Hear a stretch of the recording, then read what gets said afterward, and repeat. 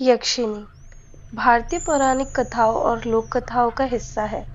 यक्षिणी एक दिव्य और अलौकिक महिला मानी जाती है जो विशेष रूप से सुंदर और रहस्यमय होती है। लेकिन इन कहानियों में इन्हें अक्सर खतरनाक और डरावनी आत्मा के रूप में चित्रित किया जाता है जो लोगों को अपने जाल में फंसाकर उनकी जान ले लेती है। ऐसी ही एक कहानी मैं आपको सुनाने वाली हूँ। तो चलिए शुरू करते हैं। रमेश अपने गांव वापस आ रहा था। वो कहते हैं ना, मजबूरियां इंसान को अपनों से दूर कर देती है। अपने घर की हालात सुधारने और पैसे कमाने के लिए वो शहर गया था।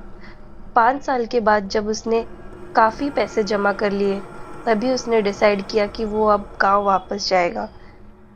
उस रात जब वो गांव के पास वाली नदी के किनारे पहुंचा तो घड़ी में रात के 8 बज रहे थे। आसमान में अंधेरा छा चुका था और ठंडी हवा बह रही थी। नदी बिल्कुल शांत थी, मगर एक अजीब सा सन्नाटा महसूस हो रहा था। रमेश नाव का इंतजार कर रहा था, लेकिन वहां कोई नजर नहीं आ रहा था। तभी उसके कानों में अचानक एक हंसी की आवाज सुनाई दी, जो उसको बहुत मीठी लग रही थी। रमेश ने चौंक के इधर उधर देखा, लेकिन कोई नहीं दिखा। अगले ही पल उसे अपने आसपास पायल की आवाज सुनाई देने लगी। वो घबराया और चारों तरफ देखने लगा। तभी उसे एक मीठी खुशबू महसूस हुई।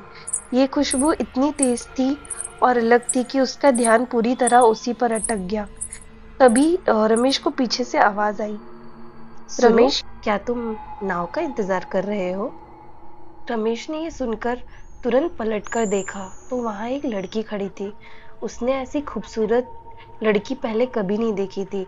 सुंदर चेहरा, बिखरे बाल और मलमल की पतली साड़ी में वो लड़की किसी जादुई परी से कम नहीं लग रही थी।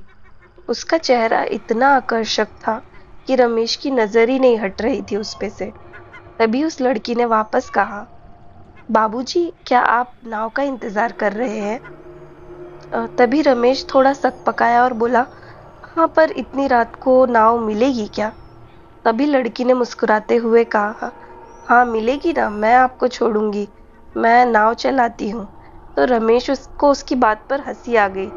तुम नाव चलाती हो, वो भी इतनी रात को? लड़की ने धीरे से जवाब दिया, हाँ, पिछले 5 सालों से मेरे बाबा बीमार हैं और उनकी देखभाल और घर चलाने के लिए मुझे ये काम करना पड़ता है। रमेश को उसकी बात सुनकर दया आ गई, लेकिन उसकी नजर लड़की के शरीर से हट ही नहीं रही थी। लड़की ने भी ये महसूस किया, मगर वो कुछ नहीं बोली। उसने रमेश की नजरों को अनदेखा किया और अपनी नाव की ओर इशारा करते हुए कहा, चलिए, मैं आपको नदी पार करा देती हूँ। जब रमेश ने उसे बोट को देखा तो वो चौंक गया। वो बोट इतनी पुरानी और अजीब लग रही थी, जैसे सालों से उसे किसी ने छुआ भी ना हो। रमेश ने उस लड़की से कहा, मैं इतने देर से यहाँ खड़ा हूँ, बट मैंने यहाँ तो कोई भी नाव नहीं देखी, और अभी अचानक से ये नाव। तभी उस लड़की ने रमेश को रोकते हुए कहा कि मेरी नाव हमेशा यहाँ ही खड़ी होती है, शायद आपका नजर नहीं गया होगा। तभी रमेश ने भी यही सोचा और उसके साथ बोट में बैठने के लिए तैयार हो गया। नाव पानी पर तैरने लगी। नदी शांत थी, लेकिन हवा में अजीब सी ठंडक थी। लड़की धीरे धीरे नाव को चलाती रही। रमेश ने उससे पूछा, तुम्हें इतनी रात को डर नहीं लगता? लड़की ने उसकी तरफ देखते हुए कहा, डर तब लगता है जब इंसान के पास हिम्मत ना हो। मजबूरी इंसान को डरना नहीं, लड़ना सिखाती है। बोट आगे बढ़ रही थी, लेकिन धीरे धीरे रमेश को अजीब सा लगने लगा। पानी से अजीब सी आवाजें आ रही थी, जैसे कोई नाव के नीचे से गुजर रहा हो। उस लड़की की ओर देखा जब रमेश ने, पर वो बिल्कुल शांत थी। रमेश ने हिम्मत करके उससे पूछा, तुम्हारा नाम क्या है और तुम्हारा गांव कहाँ है? तभी लड़की मुस्कुराई और बोली, मेरा नाम जान के क्या करोगे बाबूजी? मैं वही हूँ जो तुम्हें यहाँ तक लाने के लिए बुलाई गई हूँ। ये सुनकर रमेश का दिल तेजी से धड़कने लगा। उसने महसूस किया कि उसके आसपास की हर चीज बदल रही थी। नदी का पानी गहरे लाल रंग में बदल चुका था। लड़की ने अपने साड़ी को सही करते हुए उसकी तरफ देखा। अब उसके चेहरे पर वो मासूमियत नहीं थी, बल्कि उसकी आंखों में एक अजीब सी चमक थी। रमेश घबरा गया और बोला, तुम कौन हो? मुझे नदी के पार छोड़ दो। लड़की जोर से हंसी। उसकी हंसी अब मीठी नहीं थी, बल्कि डरावनी थी। तुम्हें यहाँ तक लेके आना मेरा काम था।